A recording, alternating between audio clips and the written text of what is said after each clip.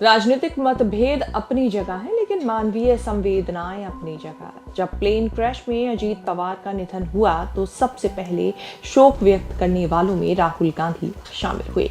राहुल गांधी ने अजीत पवार के जाने को अपूरणीय क्षति बताया। राहुल गांधी की ये संवेदनाएं ये दिखाती हैं कि राजनीतिक मतभेदों के बाद भी उन्होंने निजी सम्मान बनाए रखा। राहुल गांधी ने अजीत पवार के परिवार से बात करके शोक जताया। प्रियंका गांधी ने सुप्रिया सूले और अजीत पवार की पत्नी सुनेत्रा से फोन पर बात की। समस्त पवार परिवार और जितने भी समर्थक हैं उनको हमारी तरफ से संवेदना और शोक। मैंने बात की सुप्रिया जी से भी और उनकी मिसेज से भी। भारतीय राजनीति में रिश्ते विचारधारा से नहीं, वक्त की रफ्तार से तय होते हैं। महाराष्ट्र की सियासत के पावर हाउस अजीत पवार और कांग्रेस के चेहरा राहुल गांधी के बीच का रिश्ता भी कुछ ऐसा ही रहा, जो कभी गठबंधन की मजबूरी से बंधा था तो कभी तीखे हमलों से इलटपट। दोनों ने एक दूसरे की पार्टियों के साथ अलायंस किया, सरकारें चलाई, लेकिन कभी अजीत पवार और राहुल गांधी या अजीत पवार और राहुल गांधी का परिवार एक दूसरे से कंफर्टेबल नहीं रहे। जबकि राहुल की शरद पवार सुप्रिया सूले से बहुत बढ़िया केमिस्ट्री रही है। एक समय था जब अजीत पवार की एनसीपी और राहुल गांधी की कांग्रेस महाराष्ट्र में एक ही नाव के ऊपर सवार थे। 2004 से 2014 के बीच जब महाराष्ट्र में कांग्रेस एनसीपी की सरकार थी, तब दिल्ली में राहुल गांधी का उदय हो रहा था और मुंबई में अजीत दादा अपनी पकड़ मजबूत कर रहे थे। राजनीति में कहीं ज्यादा सीनियर होने के बाद भी उस दौर में अजीत पवार का कद राहुल गांधी से नीचे रहा। सियासी चर्चाएं रही कि अजीत दादा को कभी कांग्रेस हाईकमान की मुंबई में दखल रास नहीं आई, कभी कांग्रेस को राहुल गांधी सोनिया गांधी को दिल से पसंद नहीं किया। अजीत पवार ने सोनिया गांधी को लेकर हमेशा एक नपे तुले लेकिन समय के साथ बदलते हुए राजनीतिक लाइन लेते हुए देखा गया। वो कभी भूले नहीं कि उनकी पारिवारिक पार्टी एनसीपी सोनिया गांधी के विदेशी मूल के विरोध से ही निकली। अजीत पवार ये याद दिलाते रहे कि एनसीपी का जन्म ही सोनिया गांधी के विदेशी मूल के विरोध में हुआ था।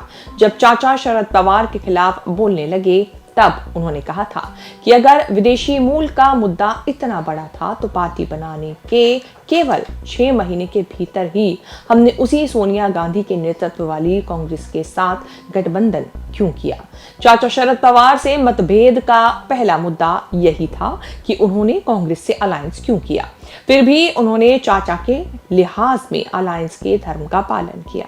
कभी भी सोनिया गांधी के विदेश मूल के मुद्दे को आक्रामक तरीके से नहीं उठाया। अजीत पवार ने कभी राहुल गांधी के खिलाफ उस तरह से बयानबाजी या मजाक भी नहीं उड़ाई जैसे बीजेपी के तमाम नेता करते रहे हैं। हमेशा ये माना गया कि राहुल गांधी और नरेंद्र मोदी की तुलना संभव नहीं।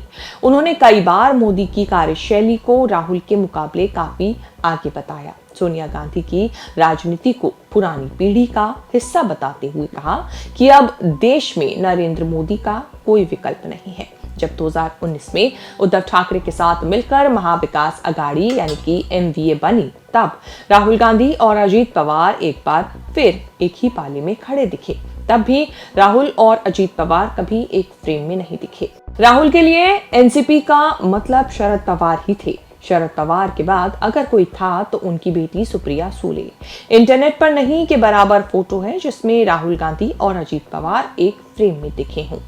असली मोड़ तब आया जब अजीत पवार ने एनसीपी से बगावत कर एनडीए का दामन थाम लिया। इसके बाद राहुल गांधी के सुर अजीत पवार के लिए बदल गए।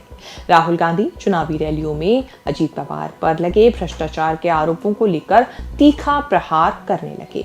जब अजीत पवार के बेटे पार्थ पवार की कंपनी पर 1800 करोड़ की जमीन 300 करोड़ में बेचे जाने के आरोप लगे, तब भी राहुल गांधी ने अजीत पवार पर निशाना साधा था।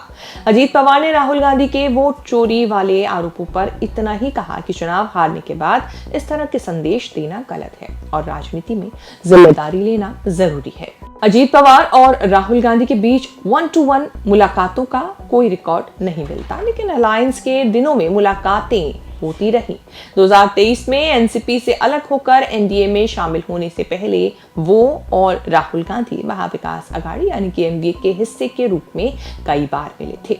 मीडिया रिपोर्ट्स के मुताबिक जून 2023 में जब पटना में विपक्षी एकता बैठक हुई तब अजीत पवार ने शरद पवार को सुनाया कि उन्होंने राहुल गांधी के साथ मंच शेयर किया।